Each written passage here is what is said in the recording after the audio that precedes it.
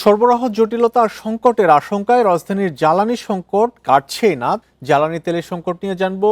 রাজধানীর তেজগাঁও এলাকা থেকে যুক্ত হচ্ছেন সহকর্মী আরাফাতুর রহমান। আরাফাত, একটু জানাবেন, বেশ কিছুদিন যাবতই জ্বালানি তেলের সংকট চলছে, আজকে ছুটির দিন, পাম্পগুলোতে কি পরিস্থিতি দেখছেন?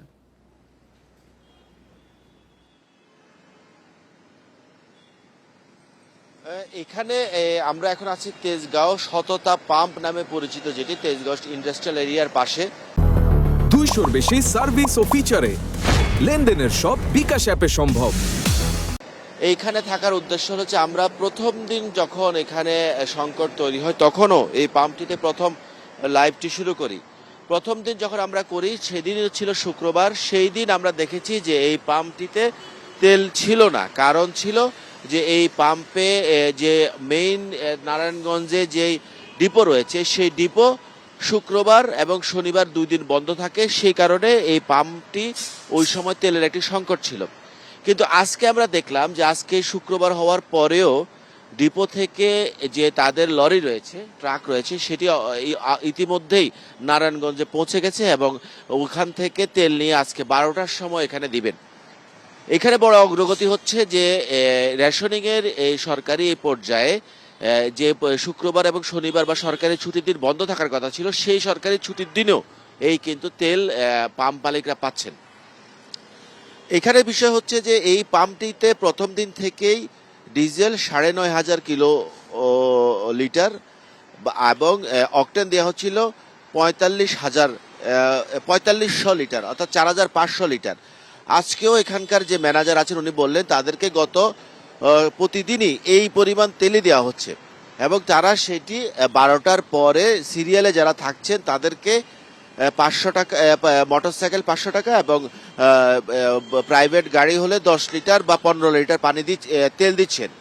কিন্তু এখানে বড় বিষয় হচ্ছে যে তারা যেটি বলছেন যে মোটরসাইকেল ড্রাইভার এবং প্রাইভেট কার ড্রাইভার, যেটা এখন গত 2 দিন ধরে যেই সিনারিও তারা বলছেন, সেটি হচ্ছে যে অন্যান্য সময় মোটরসাইকেল ড্রাইভার যারা ছিলেন তারা, বিশেষ করে রাইড শেয়ার যারা করতেন, তারা 50 টাকা থেকে 200 টাকা পর্যন্ত তেল নিতেন। এখন যেই আসছেন সেই ফুল ট্যাঙ্কি, অর্থাৎ 12 লিটার পর্যন্ত তেল নিচ্ছেন।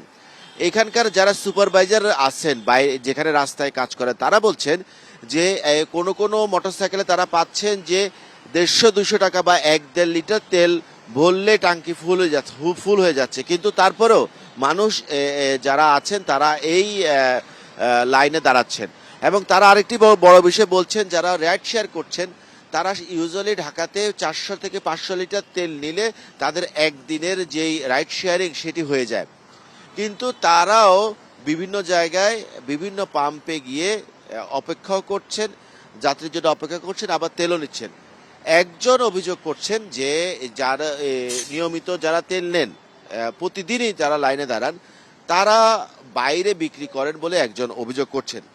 তবে আমরা যেটা সকাল থেকে দেখতে পাচ্ছি যে এইখানে লাইনগুলোতে কিছু গাড়ির আগে যেরকম লম্বা লাইন ছিল এইখানে এবং পাশে যে সাউদার্ন রয়েছে ওইটাতে এখনো দেখা যাচ্ছে না। ওনারা বলে দিয়েছেন যে 12টার পরে তেল দিবেন, তো 12টার পরে লাইনে দাঁড়াবে বলে আমরা আশা করছি। এবং এই পাম্পগুলো বলছেন যে প্রতিদিন তাদের যেই তেলগুলো আসছে ডিপো থেকে সে পুরোটা তেলই বিক্রি হয়ে যাচ্ছে, অর্থাৎ অবশিষ্ট কিছু থাকছে না।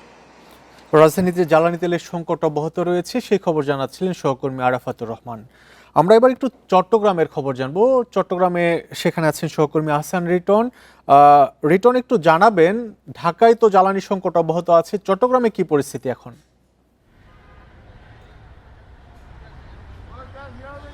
দেখুন, ঢাকার পরে যেহেতু চট্টগ্রামের অবস্থান সঙ্গত কারণে আসলে ঢাকার মতোই চট্টগ্রামে আসলে গাড়ি ঘোড়ার যে ভিড় সেটি রয়েছে।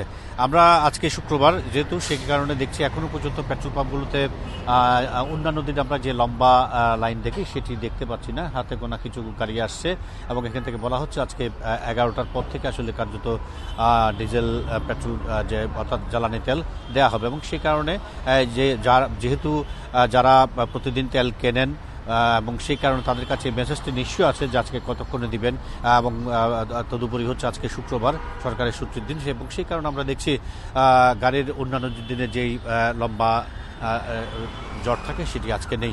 আমরা আসলে এখানে বেশ কয়েকজন যারা এসেছেন নেহায়েত প্রয়োজনে পড়ে যারা এসেছেন তারা যেটি বলছেন সেটি হচ্ছে এই যে ক্রাইসিসটা শুরু হওয়ার পর থেকে তারা আসলে কাঙ্ক্ষিত যে তেল সেটি পাচ্ছেন না, এবং তারা বলছেন যে আসলে এখানে এই সমস্ত পেট্রোল পাম্পগুলোতে যারা কর্মকর্তা কর্মচারী রয়েছেন তাদের এক ধরনের জোরসাজশ কাজ করছে, যে কারণে দেখা যায় যে লম্বা লাইনের শেষ মাথায় দাঁড়িয়ে যিনি আছেন তিনি তার সঠিক ন্যায্য যে তেল সেটি পাচ্ছেন না। আবার কেউ নানাভাবে ঝামেলা করে তারা আসলে স্টাফদের সঙ্গে যোগসাজশ করে তারা আসলে আগে তেল নিয়ে নিচ্ছেন, এবং কেউ বলছেন তাদেরকে রেশনিং পদ্ধতির কথা বলে কম তেল দেওয়া হচ্ছে, কেউ বলছে টাকা পয়সার বিনিময়ে বাড়তে দেওয়া হচ্ছে, এরকম একটা অভিযোগ রয়েছে। সেক্ষেত্রে আসলে যারা পেট্রোল পাম্পের মালিক রয়েছেন তারা বলছেন সরকারি যে নির্দেশনা রয়েছে সেই নির্দেশনা অনুযায়ী তারা তেল দিচ্ছেন। এক্ষেত্রে আসলে তাদের নিয়ম ভাঙার কোনো রকমের প্রথা কিংবা সুযোগ নেই। আমরা দেখছি যে প্রতিদিন লম্বা লাইন, বিশেষ করে মোটরসাইকেল, যে সমস্ত মোটরসাইকেল দেখে আমরা দেখেছি একেবারে অন্তত হাফ কিলোমিটার দূর পর্যন্ত লম্বা সারি থাকে, এবং তারা যখনই সুযোগ পান অন্যান্য সময় আমার ঢাকার সহকর্মী যেমনটি বলছিলেন যে আসলে অন্যান্য সময় 50 টাকা কিংবা 100 টাকার তেল নিল, এখন তারা আসলে পুরো ট্যাঙ্কি নিচ্ছেন। কারণ হচ্ছে তারা ধারণা করছেন কিংবা আশঙ্কা করছেন যে আগামীকালকে সকাল থেকে যদি তেল পাওয়া না যায় সেক্ষেত্রে তারা কি করবেন। তো এরকম একটি চট্টগ্রামে তেলবাহী জাহাজ ভেড়ার কোনো খবর আছে কিনা?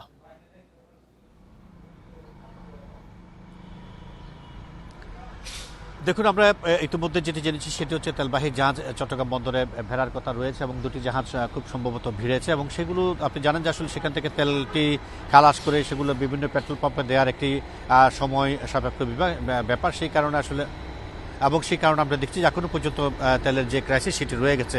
আরেকটি বিষয় হচ্ছে আমরা দেখছি আসলে তেলের ক্রাইসিস শুরু হওয়ার পর থেকে চট্টগ্রামে বেশ কিছু পেট্রোল পাম্পে অবৈধভাবে মজুত করে রাখা বেশ কিছু তেল আটক করা হয়েছে, এবং এরকম পর্যায়ক্রমে যদি আর কেউ করে থাকে তাদের বিরুদ্ধে কঠোর ব্যবস্থা নেওয়ার কথা বলছে প্রশাসন।